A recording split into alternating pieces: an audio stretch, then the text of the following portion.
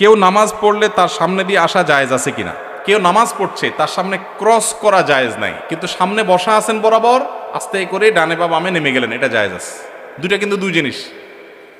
অনেকেই পিছনে করে নামাজ পড়তেছে, বেচারা একটু লম্বা কেরাতে পড়তেছে, সুন্দর করে নামাজ পড়তেছে, বারবার পিছনের দিকে তাকা, চোখ বড় বড় করে, পারলে কই মাছের মাথা চাবায়। কই মাছের মাথা চাবানো বুঝছেন? মানে এরকম করতেছে, মাসালা জানে না। আপনি যদি কোনো নামাজির সামনে বরাবর বসে থাকেন, তাহলে ডানে বা বামে আপনি সরে যেতে পারেন, এটাকে বলা হয় নুজুল, সরে যাওয়া, এটা জায়েজ আছে। মুরুর হলো না জায়েজ। মান মাররা বাইনা ইয়াদাইল মুসাল্লি, হাদিসের ভাষ্য। মুরুর মানে হলো ক্রস, অতিক্রম, এক পাশ থেকে আরেক পাশে যাওয়া, এটা না জায়েজ।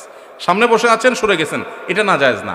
সুউদ মুরুর, সুউদ এবং নুজুল এই দুইটা জায়েজ, মুরুর না জায়েজ। হাদিসে মুরুর নিষেধ করা হয়েছে, সুউদ আর নুজুল নিষেধ করা হয়নি। আপনি নামাজ পড়ছেন, সামনে জায়গা ফাঁকা, জামাত দাঁড়ায় গেছে, তো আপনি পেছন থেকে সোজা নামাজের বরাবর দাঁড়ায় গেছেন, ডানেও যান নাই বামেও যান নাই, বরাবর যা দাঁড়ায় গেছেন, এটা জায়েজ আছে। আবার বরাবর সামনে আছেন, সরে গেছেন, এটাও জায়েজ আছে। না জায়েজ কোনটা? নামাজের সামনে দিয়ে এক পাশ থেকে আরেক পাশে গেলেন, এটা হলো না জায়েজ।